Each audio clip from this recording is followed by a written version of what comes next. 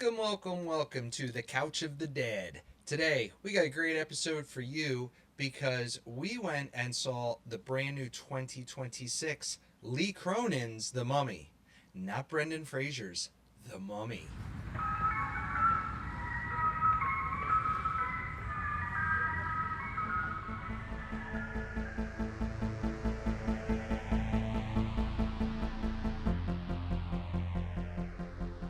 Hi, I'm Vanessa. And I'm Matt. We are two die-hard horror movie fans who want to share our love of spooky cinema with you. So please, if you dare, join us on the Couch of the Dead.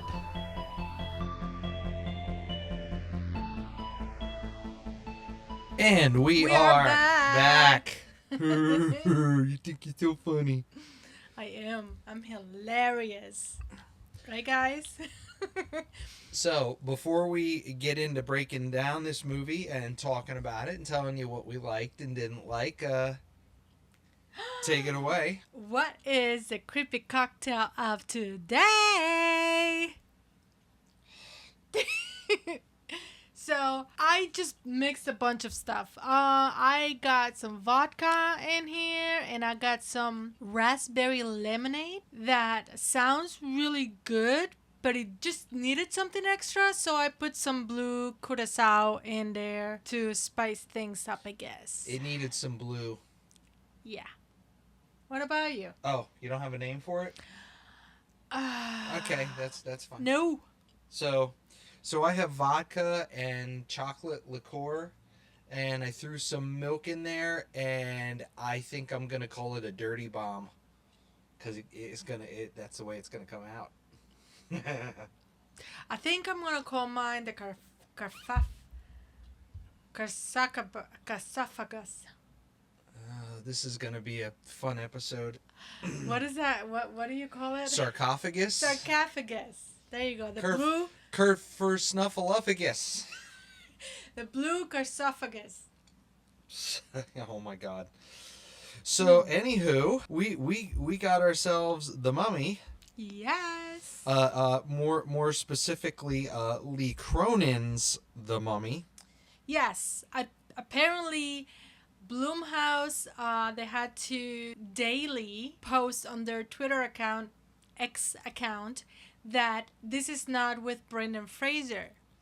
And what gets me about that is there were like quite a few. There was one or two Mummy movies before Brendan Frasier. Sure, yeah. But he is the most... And I do have to admit, those movies, especially the first one, is a guilty pleasure of mine. Like, those movies were really fun. I enjoyed it. I really had fun with the Mummy movies, except the one with Tom Hanks. Tom Hanks? Tom Cruise. I don't know what I'm talking about. Anyway. So, this movie was written and directed by Lee Cronin. Hence the name. Yeah. Lee Cronin's. And there's kind of a danger in branding this as, like, your name's The Mummy. Yeah. Because if it's awesome, it's great. But if it sucks, then it's like, that belongs to Lee Cronin. Yeah. Yeah. It's his mummy. Mm-hmm. So this movie is starring a couple Temu versions, I think, of other actors. They did a really good job. They just kind of looked, the main actors looked like some other actors, and we'll get into that. So it stars Jack Rayner as Charlie Cannon, the husband. And you might recognize him not as Chris Pratt. Not as Chris Pratt. He was the poor boyfriend in Midsommar that the guy who ended up in the bear costume at the end. Yeah. If you know, you know. Yeah. I mean, hey, he deserved it. Am I right, ladies? Yeah. And if you know this actor, his go-to is wide-eyed surprise. That's what he does the best. He does it good. He did good. So the next one is Laya. Yeah, Laia Costa. Laia Costa as Larissa, the wife in this movie, And we had to look it up quick at the theater because she looked so similar to someone else. And I said, isn't she the one from Keeper? We went to see Keeper. We actually reviewed Keeper this late last year. and no, And no, he's like, well, she looks like her, but she's younger. So, but she was she's good. She just looked like someone else. So. It also stars May Calamawy as our detective. Dahlia, and also too we have some kids in this movie. We have Natalie Grace, Shiloh Molina, and Billy Roy, and Grandma. Well, great. Veronica. So, initial impressions of this movie. Yes, first impressions. My first impression was I wanted to know where the mummy was. There was hints of a mummy. There was a mummy. There were plans of a mummy. There were implications of a mummy. Yeah. I thought the movie overall was pretty good, but maybe about a half an hour in, I was like, this is an Evil Dead movie. So, I mean, how many times did I say that in the theater? I'm like, this is giving me Evil Dead vibes. Let's get the elephant out of the room. Lee Cronin, if you're a horror movie fan, you would know that Lee Cronin directed Evil Dead Rise in 2013, which was a really good part of the Evil Dead. Absolutely. Lore. Yeah. But Checked you all get the boxes. But you know what you're gonna get, right? When you hear Evil Dead. Yeah. Evil Dead movies. You have certain expectations. Absolutely. There are some things in this movie that scream Evil Dead franchise, but yet this is not an Evil Dead movie. So we will get into that because we have been talking about this movie. I had those with my fried shrimp the other day. We will get into this. We have been talking about this movie nonstop, and the more we talk about it, the more it falls apart. So first impressions for me, it just seemed like it was written and directed by two different people, because you get the first and the second act, and then the third act is completely unhinged and a mess. Yeah, and I mean, I think they wanted it to escalate, but it took a totally different tone, and I know it meant to, and I mean, I liked the tone it took, but I guess I was just probably expecting something different, and I really knew purposefully, like, that's what we're trying to do right now. When we know a new movie is coming out, we don't want to know anything about it. No. And however, I was really, really looking forward to this one. We both try not to get really hyped, especially with the trailers and people talking about it. I mean, we belong to a few horror movie groups, and we consume horror movie information and news, and I was really looking forward to this, and it kind of satisfied most of it. But yeah, it wasn't a bad movie. It wasn't. It just, calling this movie The Mummy was kind of weird. I think it could have been called Evil Dead Mummy. Nah. So in Spanish, this movie is called La Momia Poseída, or La Momia Poseída, which literally translates to the possessed mummy. And I think they should have led with that. Well, yeah, I think because this is more of a possession movie than it is a mummy movie. Yes, and that's a little bit of a spoiler. They could have literally called it The Possession of the Mummy, or The Mummy's Possession, yes. or something along those lines. Or something got something in a box. You know. For esophagus. So let's dive in. Oh, before you continue, if you're watching this on YouTube. Oh, we're not there yet. No, the top and the bottom. I guess I'll have to put it up, but just... No, you don't have to. Like and subscribe. Share with your other people, your friends, your family members, and whoever loves horror movie stuff. Just share the love. We're trying to grow, and I know you know somebody who likes horror movies, even if it's not you. Even if you're friends and family of us and, you don't like horror movies, you know somebody that and for does. those of you Tell who them. are always Tell them about us. yeah, for those of you who are always liking our stuff and commenting on our stuff, Scott, I'm looking right at you. Thank you. We appreciate your support, your love, and yeah, just keep bumping us up. We are trying to get a bigger community of this going. And if you're on any platform that you can rate us, give us a 5-star rating because, I'm a 5-star man. I'm a 5-star man! But we are a 5-star podcast. Yeah. And I did my makeup just for you tonight. Okay. She spent hours doing her makeup just for you. So, without further ado, let's spoil this bitch.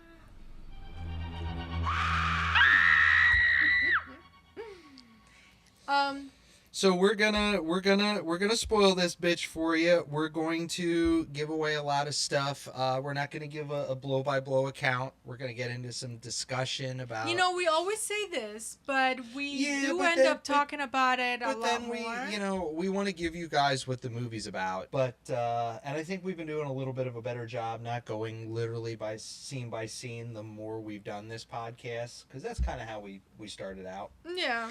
But we're not even a year in, so. Yeah, so we're learning. But if you do have some recommendations on, what we're doing right or wrong, just leave them in the comments. If you want her to go topless, we'll do that. We'll do that for you. Absolutely not.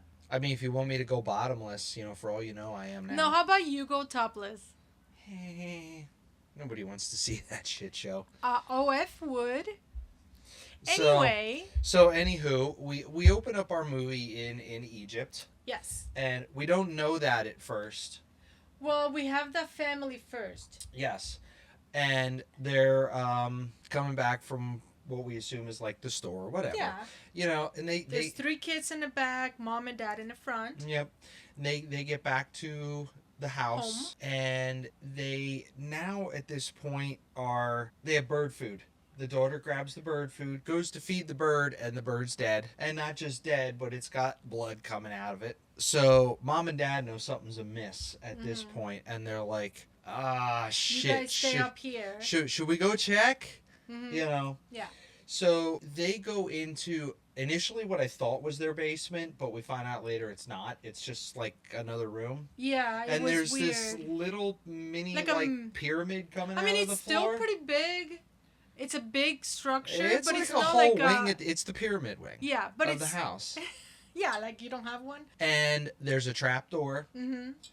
And they go down into the basement, and down in the basement is a sarcophagus.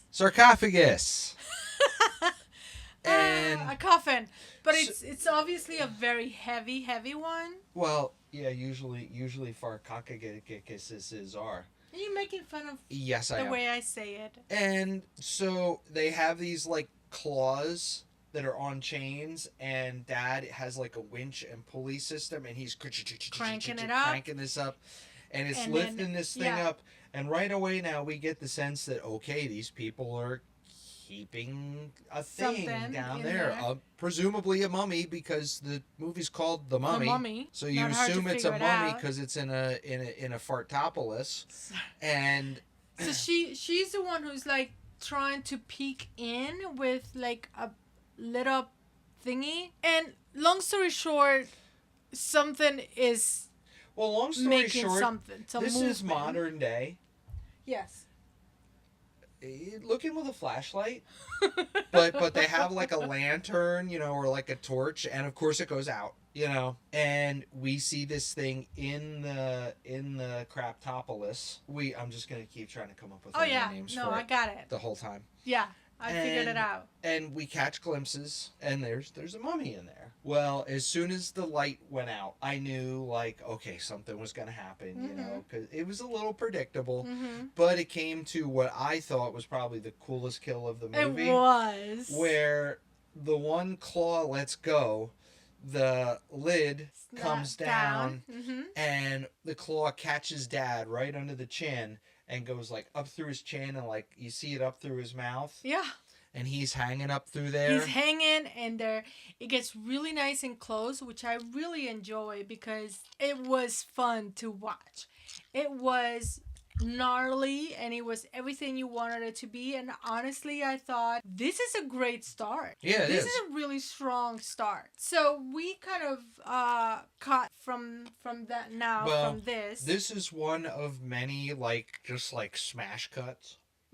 So we cut now to we're still in Egypt. Yes. Well, what we believe it is because of how it we looks know around. later, and we're spoiling it, so we're still in Egypt. And so now we're at a different household. We meet our American family with mom, dad, and the two kids.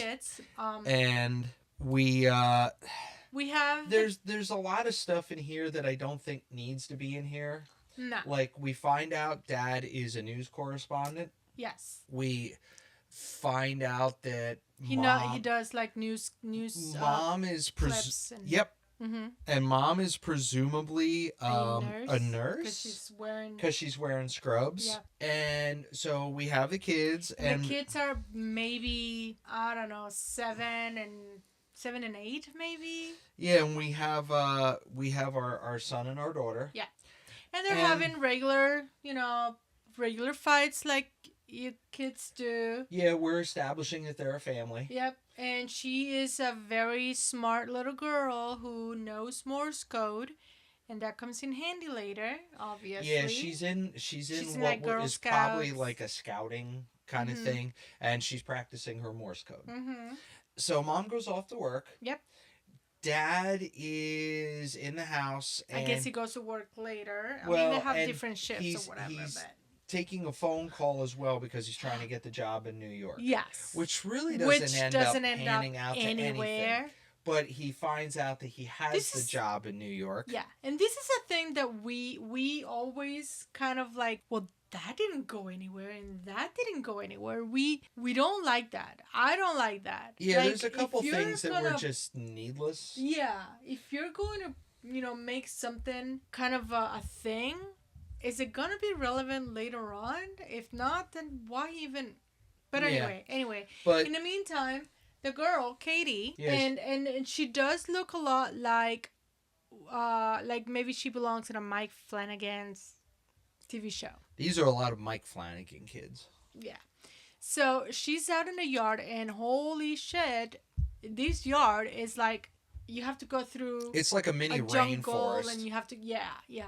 So apparently she has a little friend that she meets at the gate, like at the fence. And later we find out that this friend has been giving her chocolate bars. Yeah. And this time she hears someone at the fence, and she goes over, and it's not her friend. It's a woman that later we figured it's the mom from before that. Yeah, it's the mom. With it's the mom.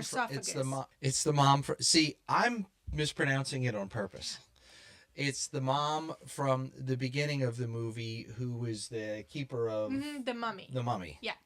So she's kind of like hidden in like in a veil or something. Yeah, and you wonder, you're kind of wondering what happened to her, and the answer is really nothing. Yeah, she's trying to trick the little girl. She's talking to Katie. Yeah, and as a mom, through the fence, my red flags are going off, and I'm like, oh my god, this woman is trying to lure her out. What does she want?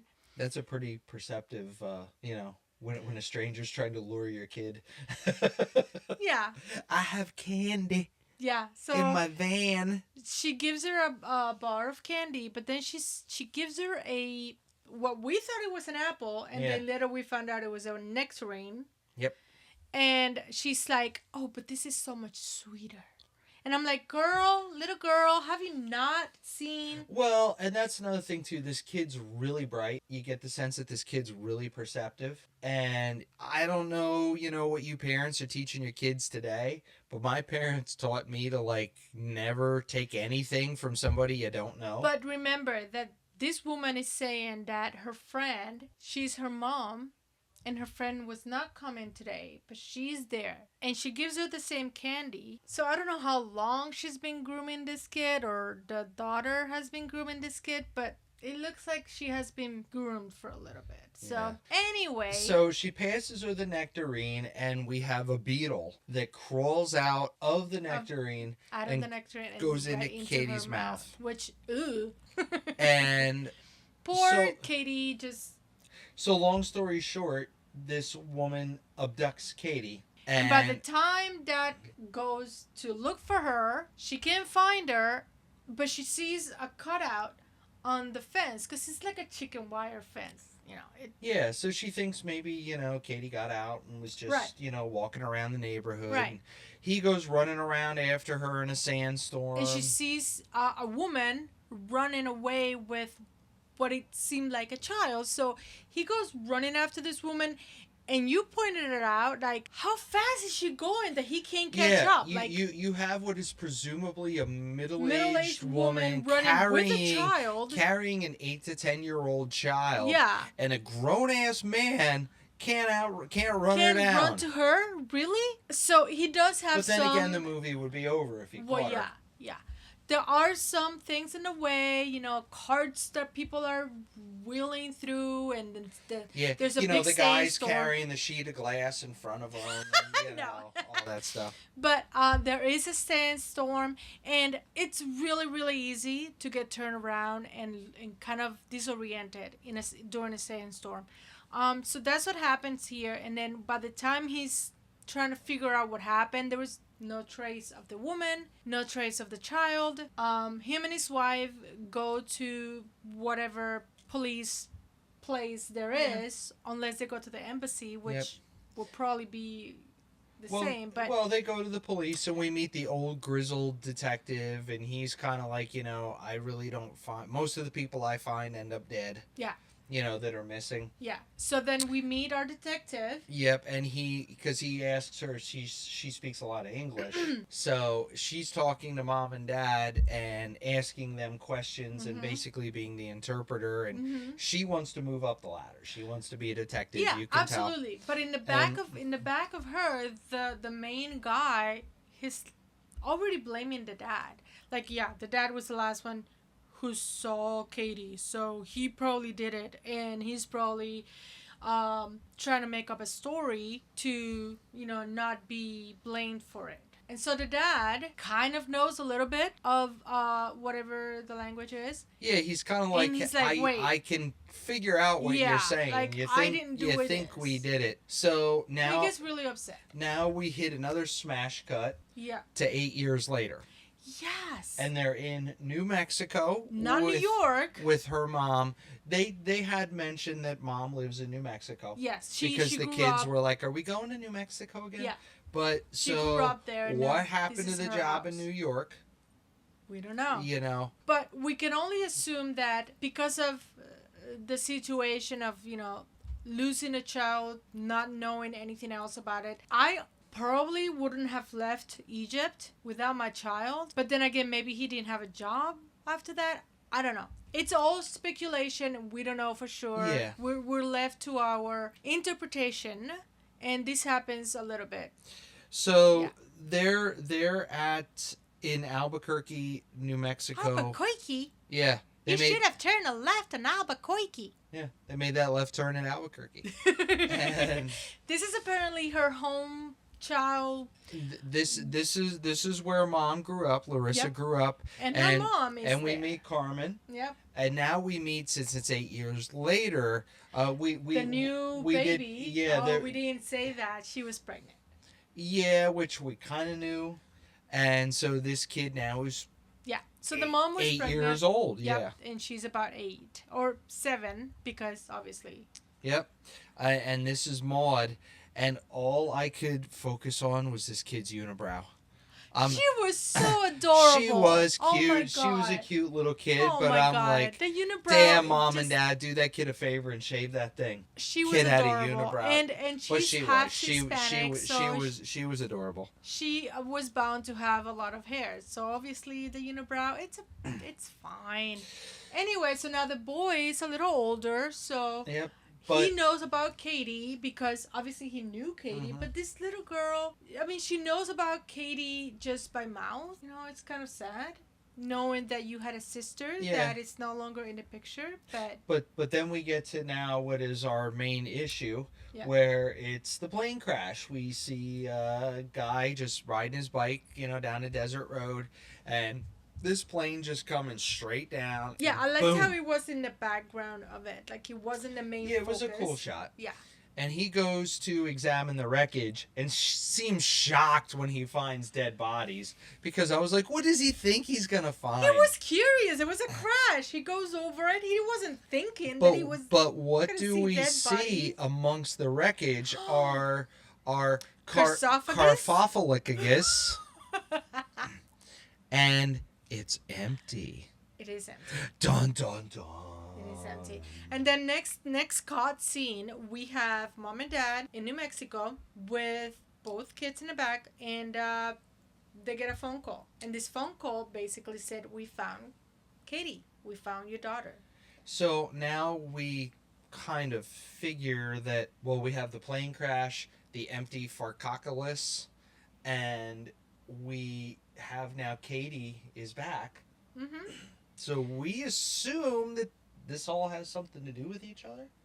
So we go to the hospital, and they're trying to prepare mom and dad. They're trying to prepare mom and dad, and they're telling them, okay, she's in a catatonic stage. We have her sedated. Her skin's all fucked up because she's been in the dark for 8 years. Yeah.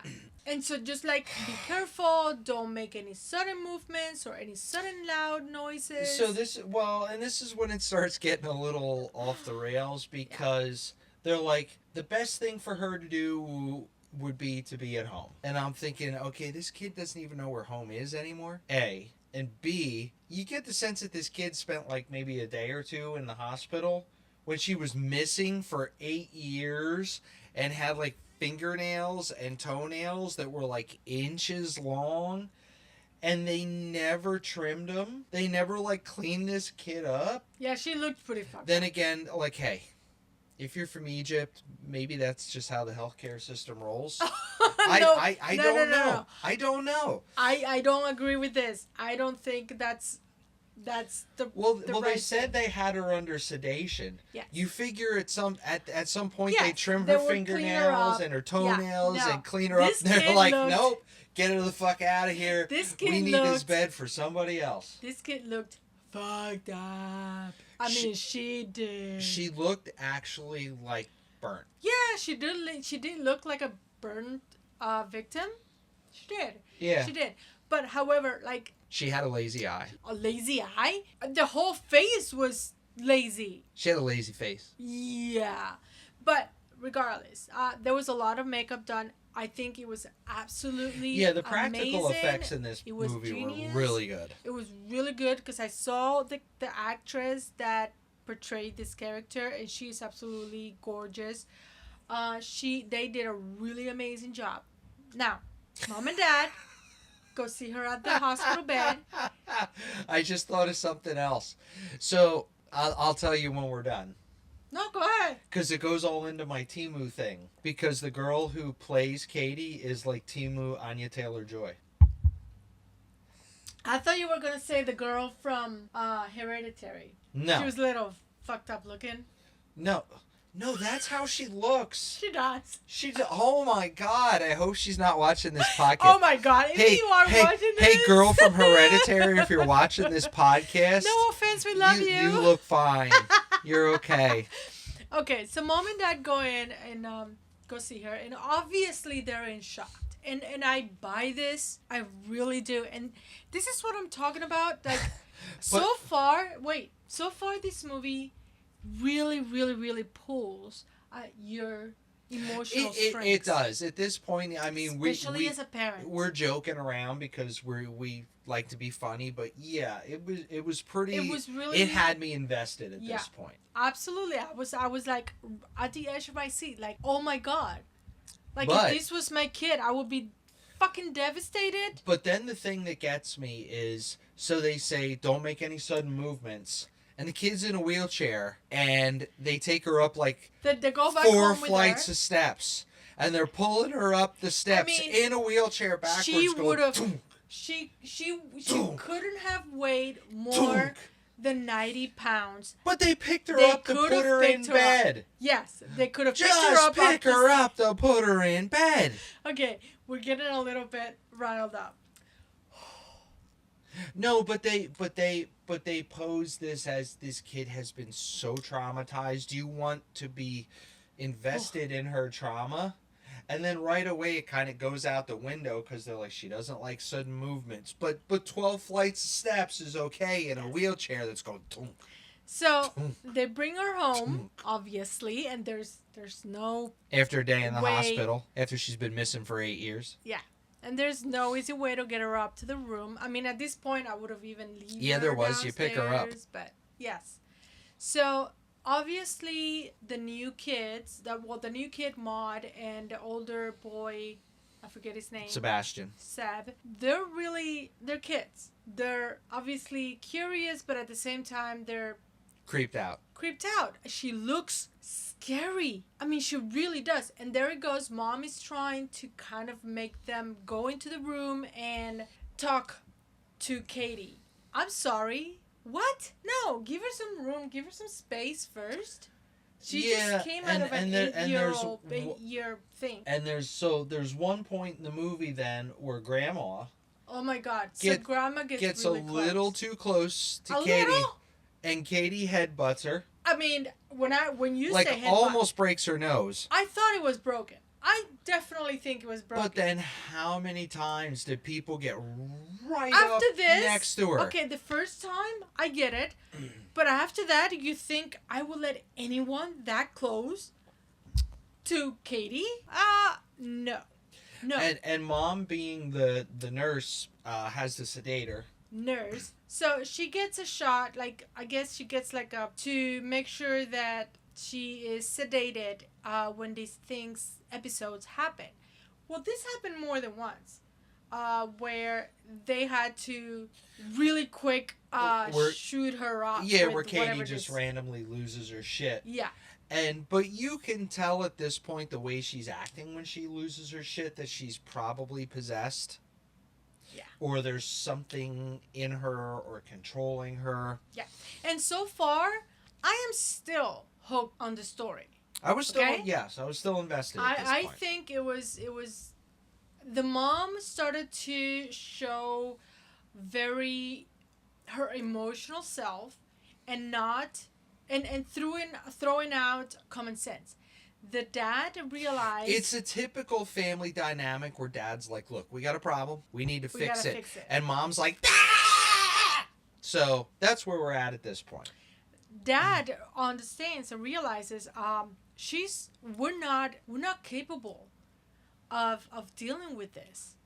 And the mom she doesn't want anything to do with that. And mom takes it as a personal attack. Absolutely, which And she's is like, like "Oh, what? She's You a don't nurse. think I can take care of my own kid, right? my She took own it home? personal. You dumb piece of shit." Yeah. And she he's took it like, "Oh personal. yeah? Well, you suck too." And they get into this whole fight. So a really cool part that I really enjoyed, the face and the body of this Katie looks really small, meek, maybe even like a 10-year-old, which is very in part with being away from the sun, away from nutrients. Yes, you're gonna look smallish for like a 17. They're saying like she's 17 by now. Well, if you do the math, yeah. However, her hands and her legs look like a person who is 90. It was disturbing to say the least.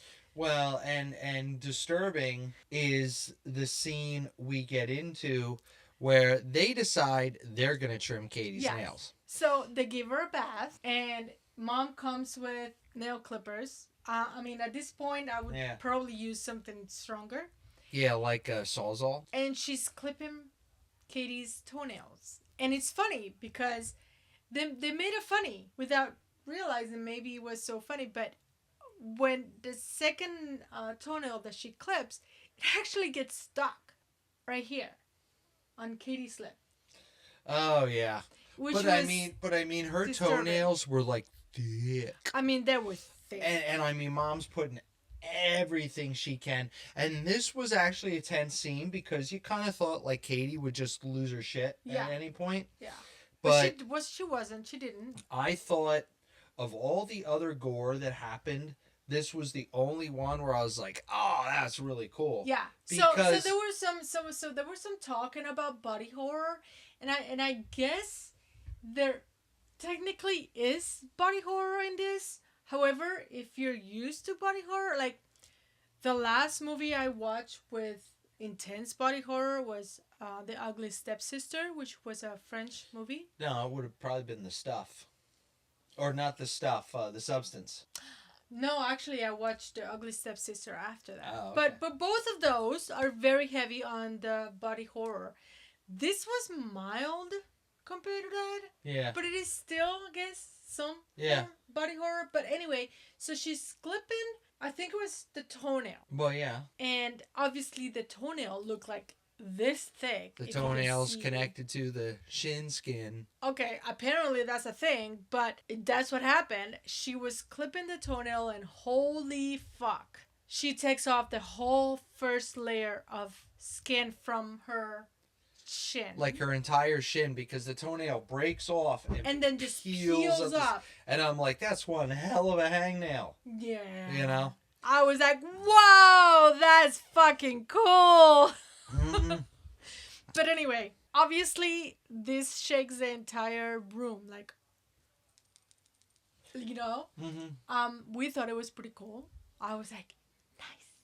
But now, And and Dad notices. yes, well, later on, but Yeah. at the time they're trying to like help her and like, obviously this was traumatic. Later on, we see the dad going through it because he had pictures of the scene, but then he also grabbed this Yeah, part for of lack of a better skin. term, like crime scene Crime photos, scene but photos, but which photos why of would he things that have? were in the sarcophagus with Katie, When because they it found technically her. wasn't a crime scene because they didn't know that a crime had been Right. committed yet. So he kind of had sort of laid them out like in a crime collage thing that people do. But then at the discovery of this portion of the skin, he takes it and he's trying to make sense of it. And he sees that there is some lettering Yeah, or there's some there's you some know, writing. ink on it. So from the crime scene or the pictures that he had gotten from the investigation, he did see that the binding that this girl was wrapped around with had some sort of writing, that it was obviously like hieroglyphics or something that he didn't, you know, it was a different language. So now he's putting two and two together with the skin, and he starts looking at the skin a little bit closer, and he starts peeling away layers of this already very thin layer of skin, which was kind of weird. Well, yeah, but what he decides to do is he goes down to the local university. He sits in on a quick archaeological I can't say it. Archaeology Class. lecture class. And he decides to talk to the professor and ask the professor if the professor can make any sense of all this stuff. And he says, like, what are these hieroglyphics? And the professor's like, well, these aren't hieroglyphics. And This was a heretic language, which was about 2,000 years before Jesus. So we're talking about very ancient, maybe outdated, current language. So he asked them, "Hey, can you translate this for me?" So obviously it's gonna take a little. we find out, and this is where it started veering really hard into Evil Dead territory. Yes. Because the professor says to Dad, well, here, listen to this lecture. And as he hits play on the tape recorder, we hear this lecture, and it's almost the same voice as the tapes. And if you know, it's almost the same voice as the tapes in Evil Dead. And we start seeing pictures transposed over this lecture, over this voice. Oh, you mean it's a montage? And it wasn't a montage. No. And this movie didn't have a montage. And all movies have montage. so we find out that this is a demon.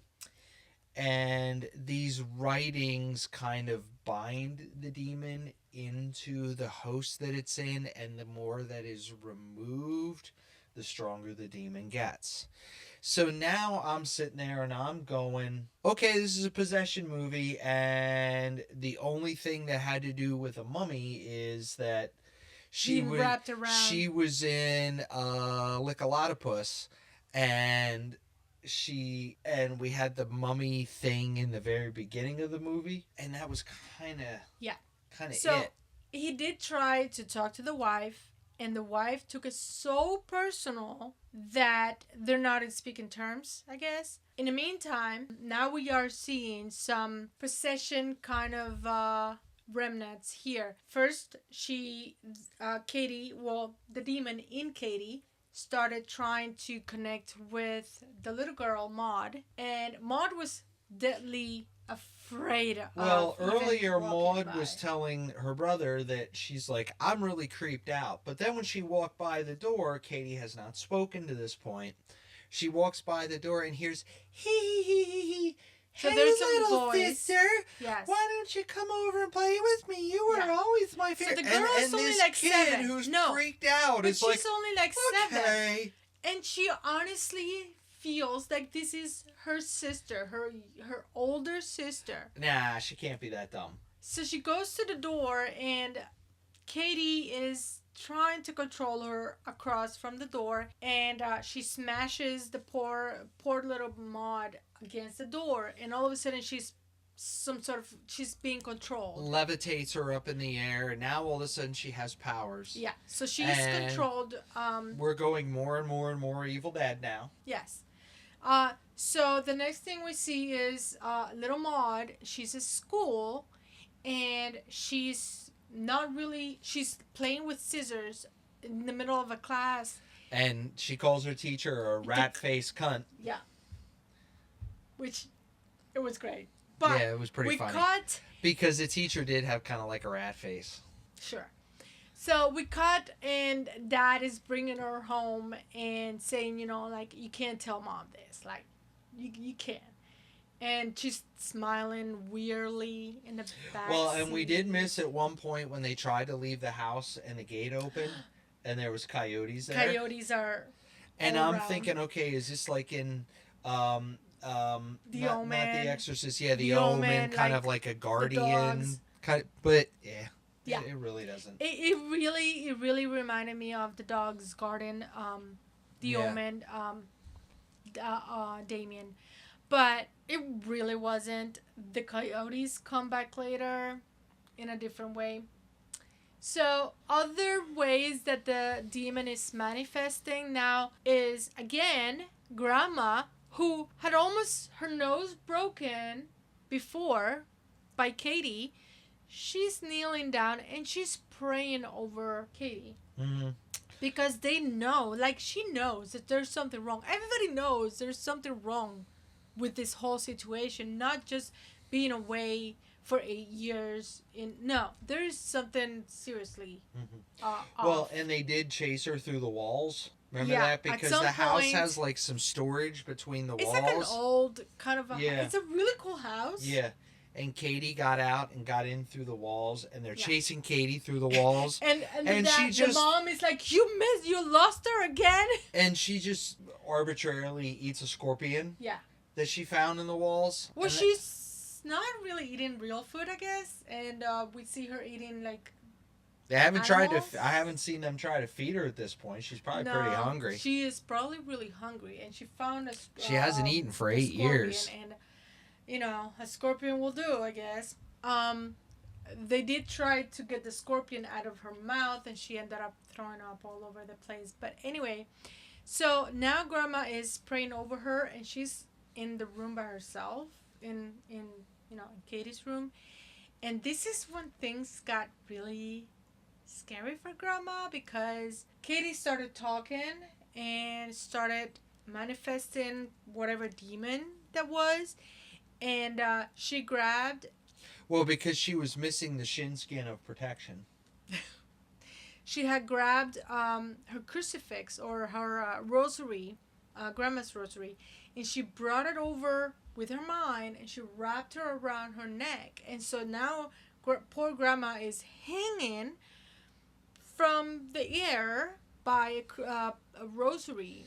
Now, you think this wouldn't be sturdy enough to support an entire But it's a weight of a demon. human? It's a demon. He has demon strength. Yeah, but the rosary doesn't. No, but the demon does. So, I mean. Anyway, so at the same time, the dad is coming back from school with Maud from being called for school. Mm-hmm. And the son, they're coming back to the house. The demon throws grandma across from, like, she goes over the window, and she lands right on their car. And obviously in the car they're like, and then grandma's still kind of alive. Except for Maud, she's laughing. Yeah, Maud was laughing. Little evil shit.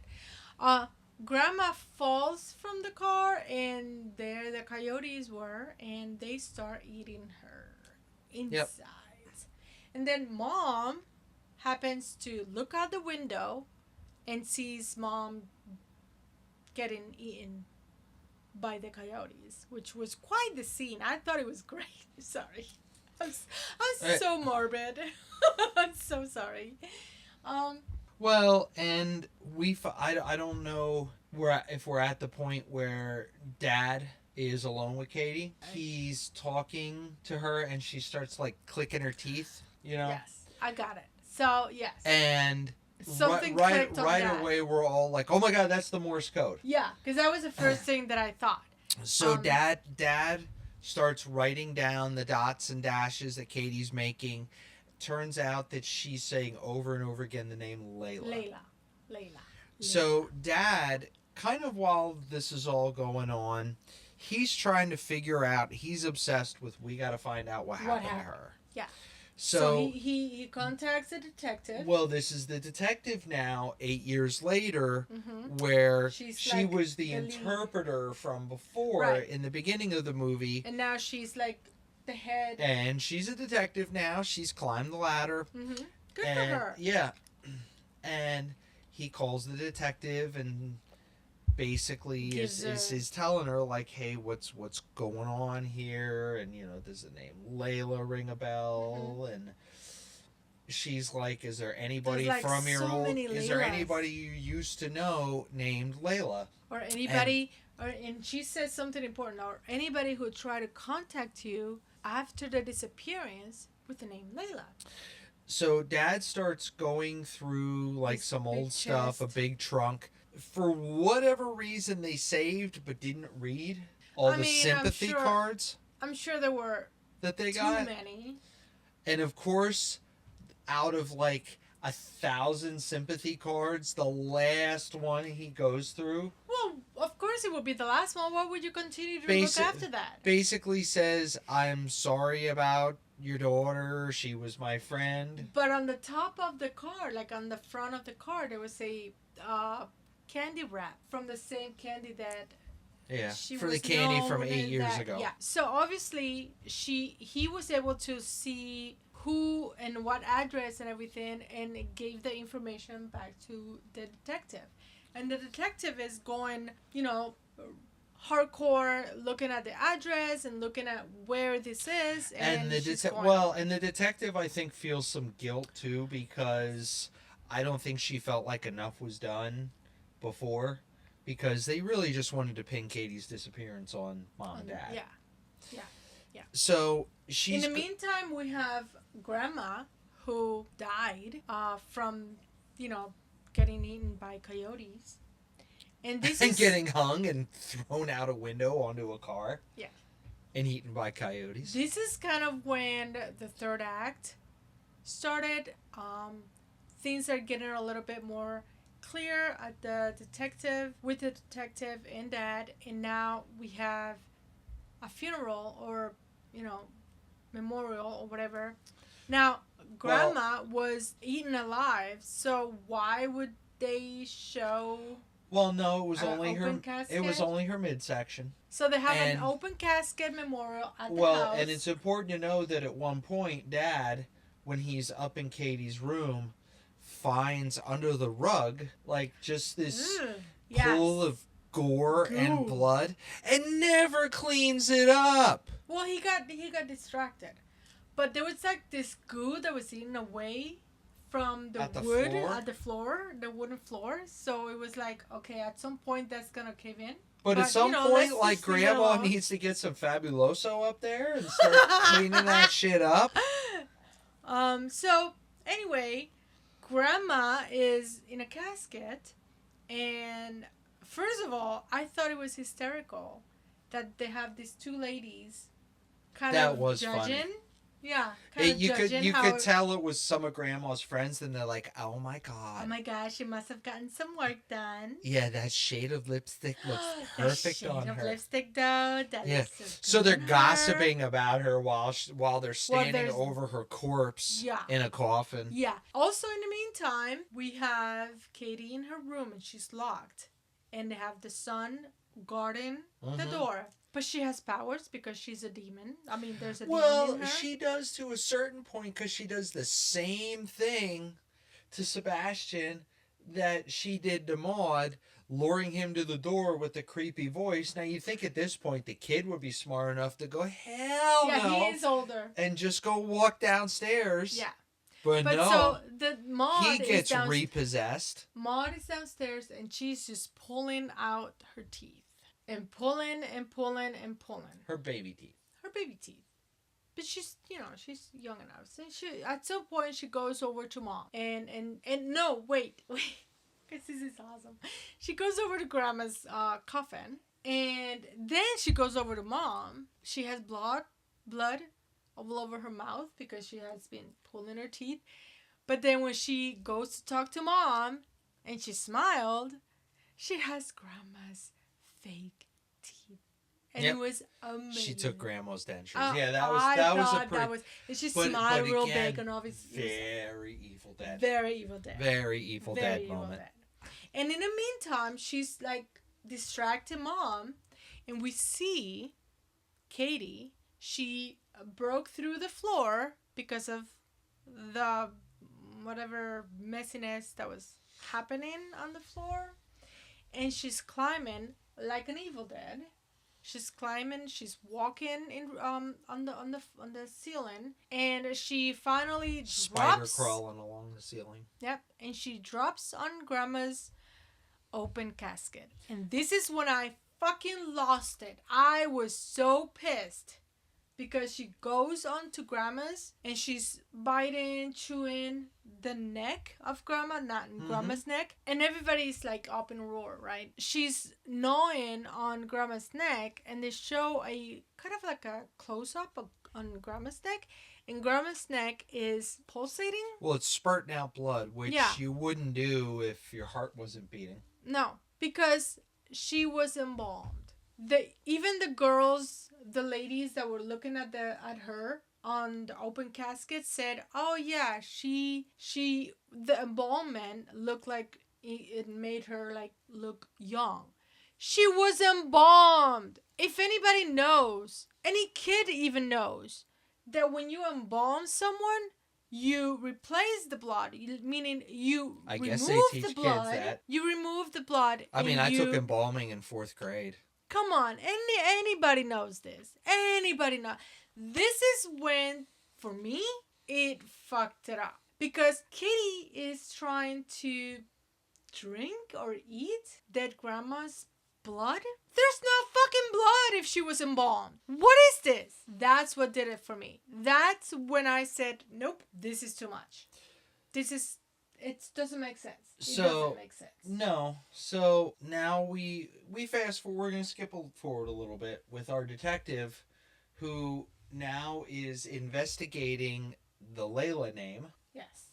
she's talking to one of the other policemen and finds out that there's a Layla that lives on what is I keep wanting to say mango nectarine. It's in a nectarine farm. A nectarine Well, farm. somehow she figured out it was Layla Khalil.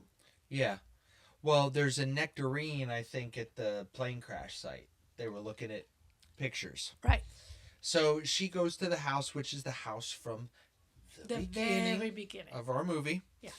So with the little pyramid. Yep. She's going through the house. She discovers the pyramid. She discovers the room in the basement, now with no Fartopolis.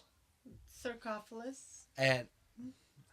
And so in the meantime, Mom comes home. Oh, that woman. Yeah. Which apparently The woman she's who named the woman magician woman. Yeah, the woman who abducted Katie. Yeah. And she comes at her with a meat cleaver, and our detective shoots her literally right through the heart. Yeah. Right through the heart. Yeah. Okay, so we figure she's dead. Then Layla, who is her daughter, who Yes. was the daughter from 8 years ago, Mhm. Now which she's still literally does grown. not. She looks way, way older than like. and darker. Yeah, Yeah. yeah. Yeah. The casting She- could have been better. She runs off, and obviously the detective runs after her, and whatever she finally gets her, and she's holding this box, Well, she's digging it out from the Right. sand. right? But she gives her the box, and the box has a tape, Good like old a VHS VHS tape that says Katie. She pops that in and watches part of it, because we only see at this point part of it, and it's the magician, the mom, from the very beginning, and she is basically talking about Katie being the new vessel, I guess. So she Yeah. goes back to talk to Layla. She goes back to talk to Layla to ask her about this, and Layla shows her cut off tongue, and she says I tried to tell the the truth truth once, once. and my mom punished me. Yeah. And then she ends up writing what she needed to Yeah. say to the detective. So the detective now is what she wants to make sure that the parents, Katie's parents, know about this, because it's obviously, on important. her and she's on her way from Cairo to New Nevada, Mexico. New Mexico. She which gets I'm there sure it's surprisingly over a day. quick. Like Yeah. that was something they really kind of glossed over, as the detective flew apparently from Cairo, Yeah, that must have been to- at least to New 13 Mexico. hours. like, and got there really quickly. Yeah. On the night that this is all going down. She says, "Look, I have information. You want to see what happened to your daughter? I can show you what happened to your daughter." And obviously they have a VHS tape place. Yeah, somebody's got a watch it. VCR in 2026. Yeah, why not? And we find out that now this is the only other time a mummy even comes into play, where Katie has been abducted. The mom says that an innocent person is the best vessel, but any living vessel will do. Long story short, there's this whole ritual where they basically almost crucify Katie and lower her right above The current. the sarcophagus. I'll Mhm. say it right now. With the old With the mummy old mummy. in, and they perform this ritual where they transform the demon from the old host to the new host, Right. which is Katie, and then they bind her and wrap her in all this stuff, and they put her back in the sarcophagus, and that's where she's been for 8 years.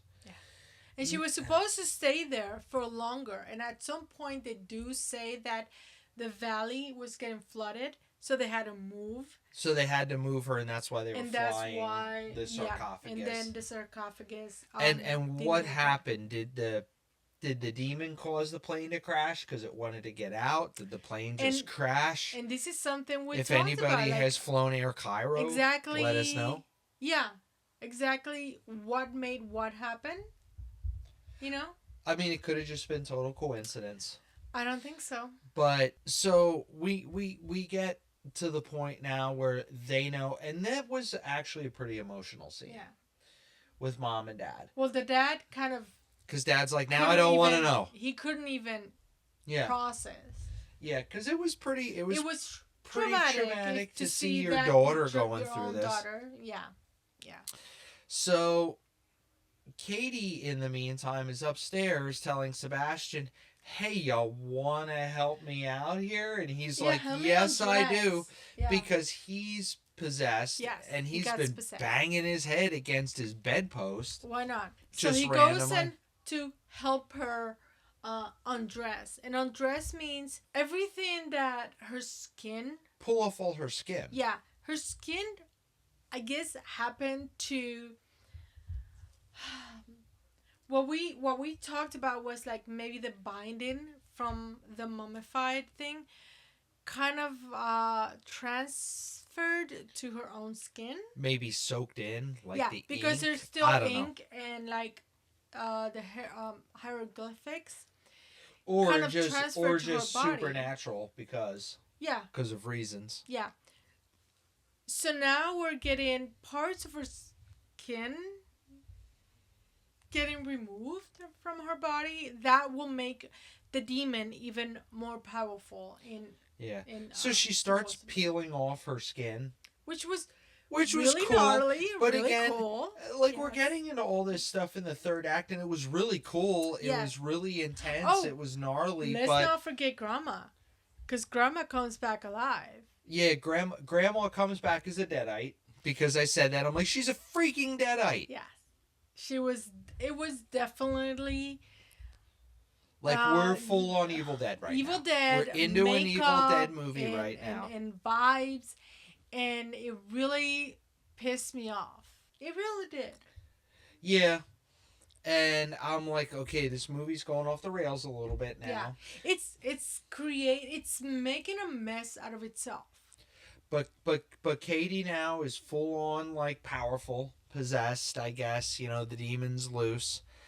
And she just starts going after everybody in her family, and you know, the detective's there, and the detective falls down the steps. She throws the detective down the steps.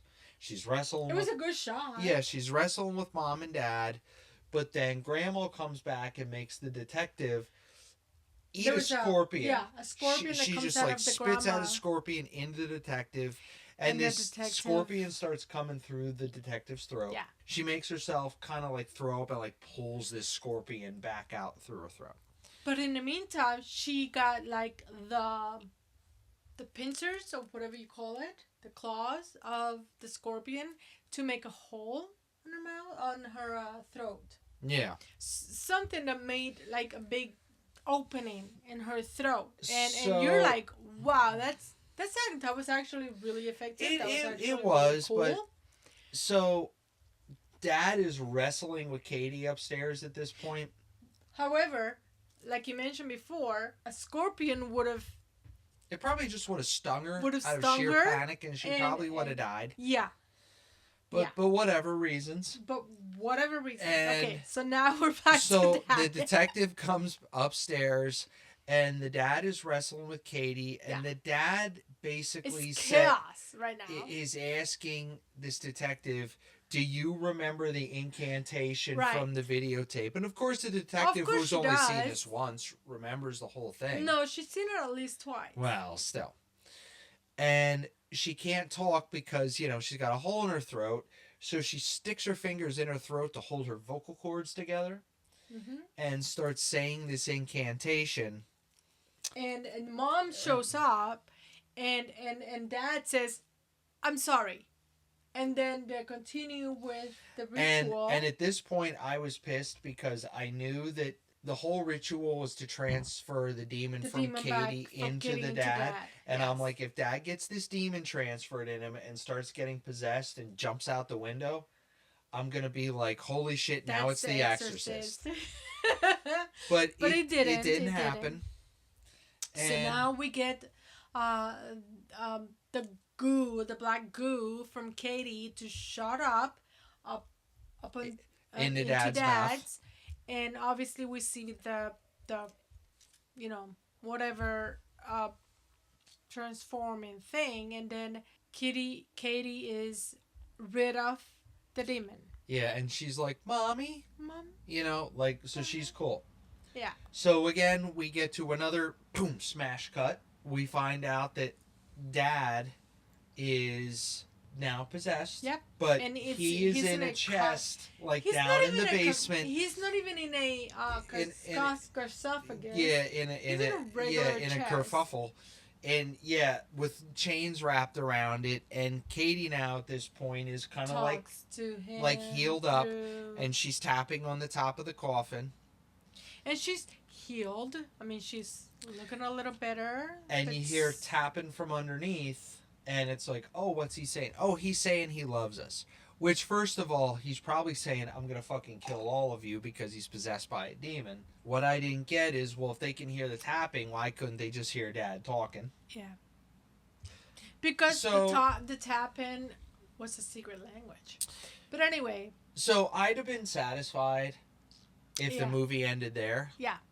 But no. however, no. We end up in some dank hospital / institution. We are obviously back in Egypt. in Cairo. Yeah. And it really, really, really, really pissed me off because the sarcophagus couldn't even leave the area before when they crashed the plane.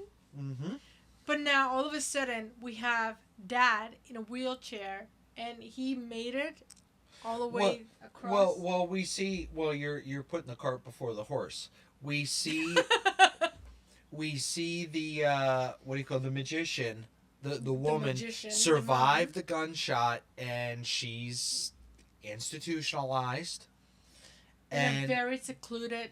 and we see place. someone walk in to give her what is presumably her medication or whatever, and she's like, "You're late." Well, it turns out this person is now Mom Mm-hmm. from the movie, Mm-hmm. and the detective is in on this too. And here they go wheeling Dad, who is possessed now by this demon, into the hospital room, and the door closes. Mm-hmm. And We assume. so the implication is that they're going to do the incantation Mm-hmm. and To put the transfer demon, back into this the woman. Now, I said earlier this, and our movie's over at this point.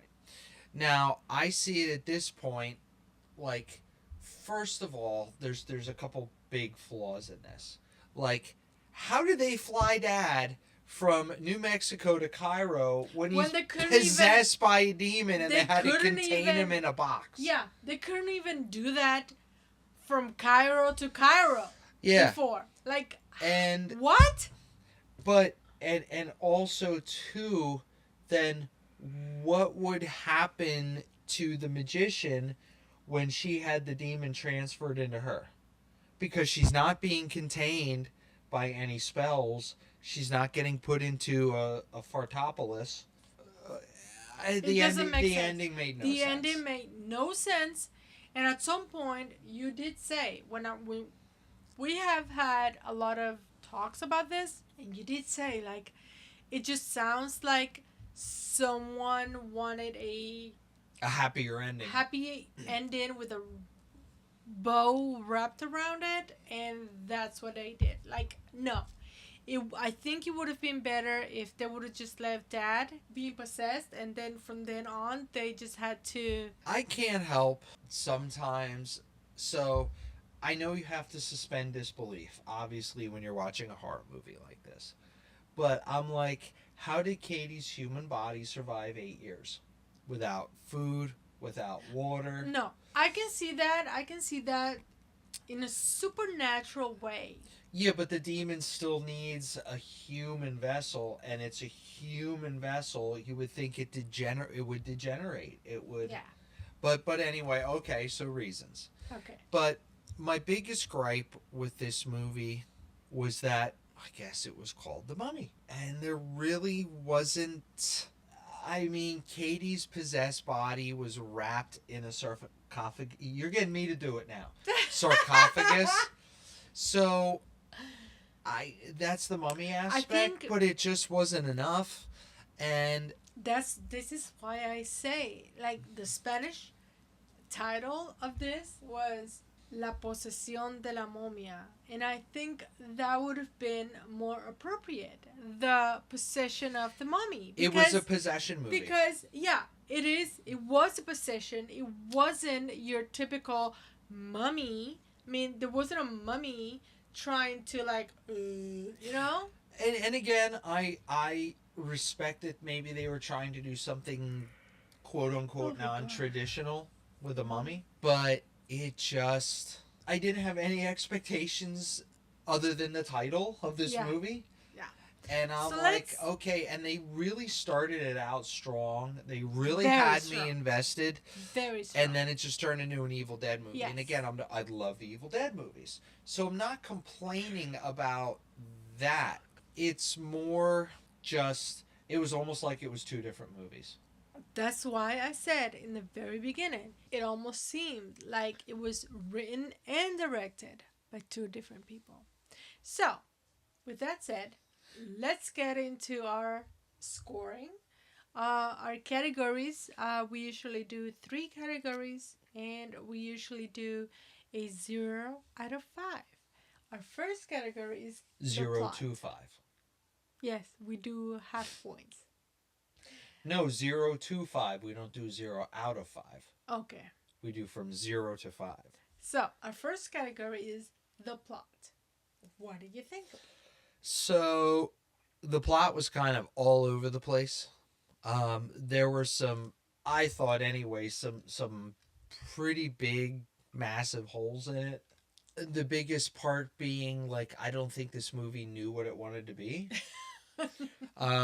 So I'm not going to get into it too much, but it was still strong. I mean, it still had a good opening, a good beginning. So I'm going to give it a 2.5 out of 5. We'll just go Throat Scorpions. Throat Scorpions. Scorpion. Okay. Throat Scorpions. Okay. I think first act, second act were really strong. Third act was well, it was just cool. It was just like it was a different movie. It was like it was a different movie. So I'm gonna give it a 2.5. I wish it was more cohesive. I would have given it more. 2.5 out of Carcophagus out of 5. Is that pluralized? So is it Carcophagi? Carcophagus. Says is. Our next category is acting, directing, and what say you? So the directing, I think, was because of all the things we said. There was just no, I don't think, any clear-cut direction, but the acting was really good. I think the actors did a great job, especially in the beginning of the movie when it was kind of like a family drama. The acting was really strong. Yeah. I don't think there was a weak performance. I mean, the dad was kind of one-dimensional, where I kind of joked that his entire reaction to everything was like wide-eyed confusion, but I'm not going to take points off of that. No. But the holes in the plot and the direction was enough to pull it down a little bit. But I'll still give it a 3 out of 5 Throat Scorpions. I agree. I think, again, with the dad's reaction was really like, but I feel like, like, what the fuck? You know? Like, that was,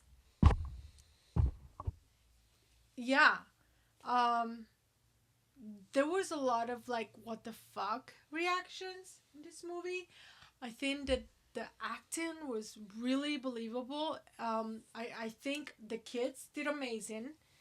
I'm always amazed at how great kids are in movies sometimes. Well, sometimes, yeah. Yeah. But Like in this this time, case, yes, they yeah, did. They did a I really think good they job. did really good.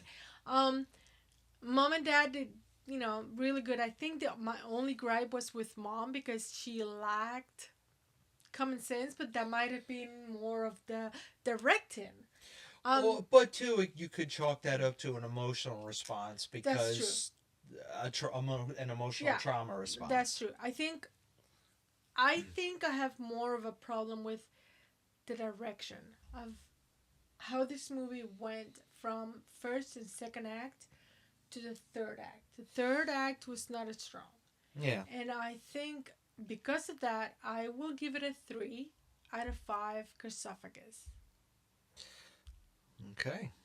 The last category is rewatchability.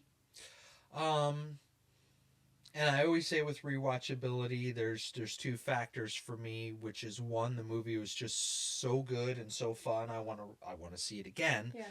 or it was very layered, and I'm like, okay, I want to watch this again, even To a see couple one more. times to see if there's things I didn't pick up on. They kind of held your hand and explained everything to Yeah. you. But it was still, despite all its flaws, it was a fun movie. Yeah. It was a cool movie. I will watch it again when it comes out on streaming, just because it was a fun movie.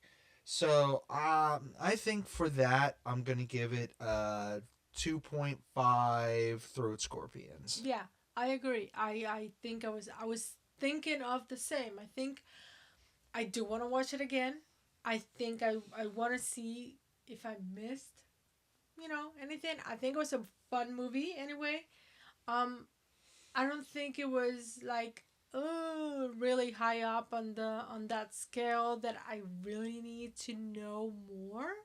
But I still want to watch it again. So 2 out of 5 out of what did I say?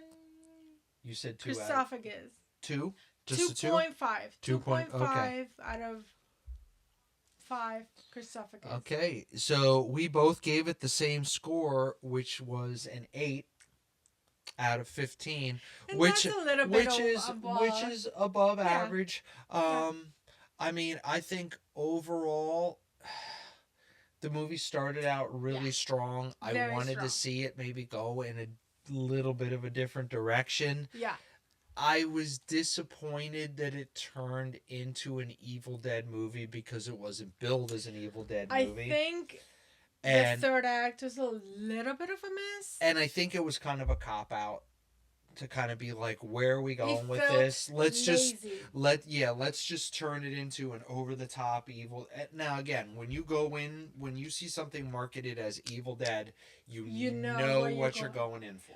Other than that, I think the movie was great. It still was a fun movie. Yeah. Yeah. It was. I mean, Brendan Fraser wasn't there, but I'm Yeah. just kidding. Despite Brendan Just Fraser kidding. not being in this movie. So I having guess said that, with that being said, what time is it? what time is it? Game time. So now I came up with some things to ask my lovely co-host here, and I'm the lovely co-host. despite this movie not being really a mummy movie, we're gonna do some mummy horror, true or false. Okay. And this may have some references to Brendan Fraser. I don't know. Okay. In the movie The Mummy starred Boris Karloff as the mummy. True or false? Now you gotta remember there were mummy movies before Brendan Fraser. So let's just say one of the originals. The movie The Mummy starred Boris Karloff as the mummy. I'm just gonna guess and say yes. See, I would know this. Yep, it's true. Totally guessed that. Okay. In The Mummy is named Imhotep. This is the Brendan Fraser. Oh, false. Nope, true. Damn Just remember it. the Imhotep. Okay. Mummy horror movies always take place in Egypt. Yes. False. True. Really? Yeah. Okay. The character Imhotep is based on a real historical Egyptian figure. True or false? I'm gonna say true. True. Yay! The Mummy Returns introduced the Scorpion King. True Yes, or false? true. True. Okay. Yes. Yep. All Mummy movies are part of the same storyline or universe. True or false? False. False. Correct. The Mummy starring Tom Cruise was part of a planned dark universe. See? True or false? I knew he was in it. Yeah, I know. You said Tom Hanks. And then I said Tom Cruise. I know. Okay. Say that again. Say the whole thing again. The Mummy starring Tom Cruise was part of a planned dark universe. True or false? I'm gonna guess true. True. Okay. Mummies in horror films are usually portrayed as fast-moving creatures. No, false. False. Correct. Yeah. Duh. That's why Katie wasn't a mummy. The fear of mummies is partly inspired by the so-called curse of the pharaohs. True or false? True. True, yes. Last question. You're doing okay. In most mummy movies, the creature is brought back to life by modern science. True or false? False. Correct. False. It's usually by some ancient ritual. Before we wrap everything up, Rap, you know. Yep, get it. This movie was fun. I would, if you want to go see it in the theater, go see it in the theater. I would. I think it's worth seeing in the theater. I I mean, if you don't want to spend the money and you want to wait, You can just too. wait. We would recommend to watch it. It You was know, a fun movie to watch. I always tell people I have a really high bar when it comes to horror movies. Yes. And so far in Most- 2026, I haven't seen much. Yeah. But it's close to being up there. I mean, you know. We have reviewed quite a few of 2026 movies. This wasn't like the top level one, but Like, I would go and watch Send Help again before I watch this. yeah, that was a fun one. I would actually probably go and watch Keeper again. I would watch Undertone, Undertone, yeah, that was the other one. especially because of the audio. Yeah. Yeah. But this movie, it was fun. Just don't go into it expecting a mummy movie. No. Just don't go into No. it. Go into it. If you go into it and expecting that it's going to have Evil Dead vibes, and Yeah. you're okay with that, which is fine, then you're gonna have a Yeah. good time. Yeah, I agree. I think the biggest thing this movie has going against it is actually just the title. Yeah. Honestly. Yeah. And that's new. So anyway, our socials. Top, bottom, YouTube, Apple, listen. Spotify. Yep. Listen to us or watch us on the top. Rate us. And- Show them that you're interacting with us. Yeah. Really show up on the bottom. TikTok, I'm always trying to stay active. Instagram, Facebook, you know. I don't know what TikTok is, so you're not going to see me on that much. That's up to her. That's me. But again, we appreciate your love. We appreciate your support. We hope you're watching. We hope you're getting something out of these reviews as to whether or Even not, if it's just we a want to. fun time. Yeah. You're just listening to us going to work or coming home from work, and Yeah. you want to listen to two assholes talk about horror movies. We're your assholes. Yep. And we're always drinking. Yep. And with that, we are out.